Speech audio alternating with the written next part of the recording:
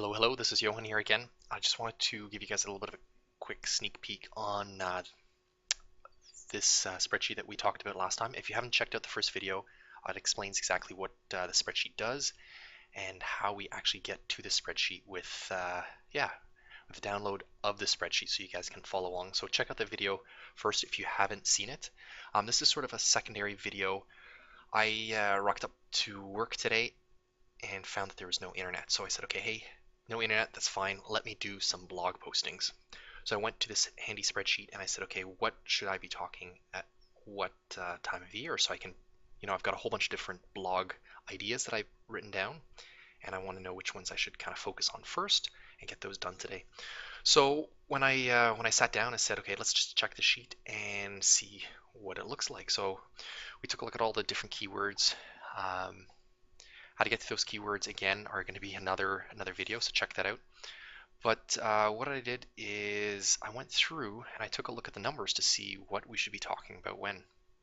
So I started playing around with some of the data and compiled some charts to sort of see what was going on. So I used this table mainly here in this top section, and I came up with using 2016, the average and the difference per year, just to kind of see how this specific keyword, which is stone, is actually doing relative, is it going up or down popularity.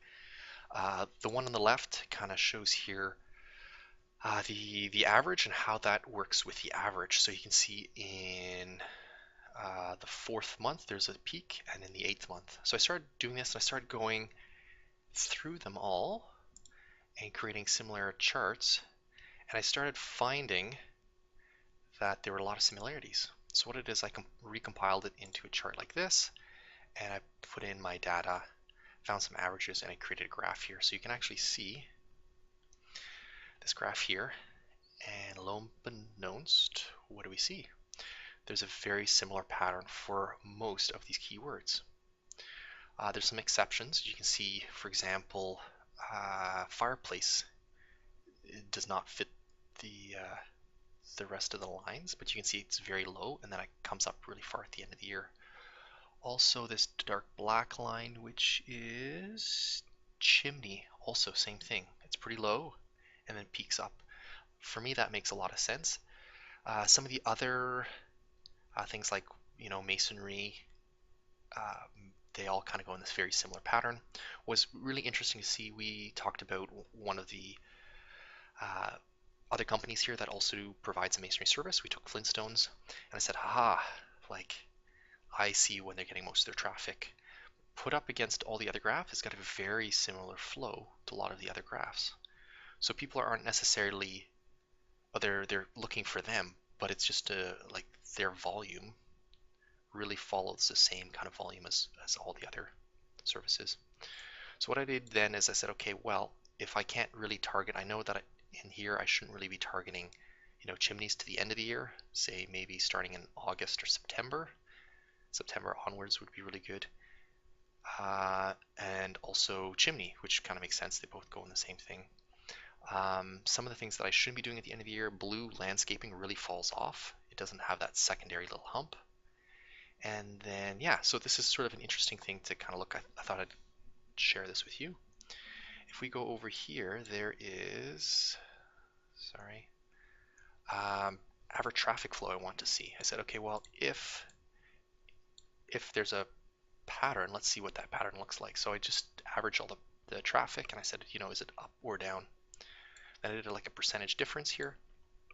Percentage difference being like, okay, in the overall, where's, if we hit it at 0, what parts of the year? And this sort of really takes the top graph and makes it like a little bit, uses the average as the 0 point to say, okay, April is definitely a peak, August, and sort of the end of the year as well. So these are just like a percentage different. And you can see here, I'll share this sheet with you guys. You guys can take a look. I'm not going to do all the work, so it'll probably be partway through. I'm not going to do all the sheets, but at least you'll get an understanding. So you can see monthly traffic averages and then percentage differences as well that I used. So why is this useful? Well, it shows us a couple different things. Maybe you guys can glean some other insights that you can share with me.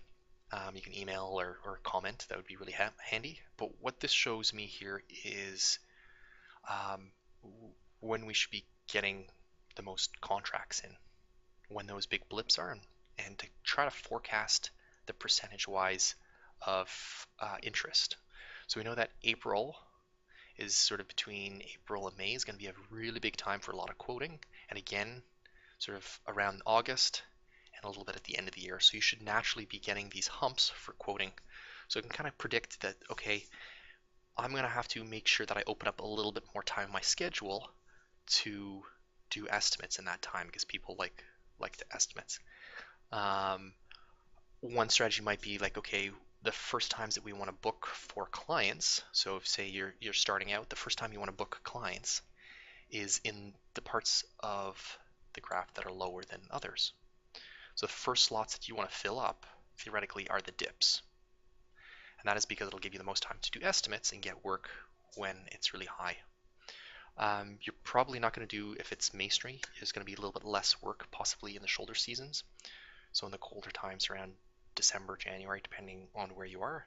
But this might be a good way of like figuring out when to schedule, if you have that luxury, of course, those clients for those days. Fill those, pack those in first, maybe with some of your larger jobs that you need to focus a little bit more in. Or you could say, hey, maybe let's get a crew running. Let's focus all the small running around jobs that take a lot of time, take a lot of your energy, uh, estimating and invoicing. Maybe you should be doing those in those dips, and the larger jobs where you can walk away from the guys to do some quoting for those humps. Anyways, hopefully this was useful. Let me know if it was. Um, I absolutely love some feedback, so yeah, just let me know. If you want to download the sheet, or if you have a sheet of your own that you want to share with me, please most definitely do. And yeah, good luck, and until next time.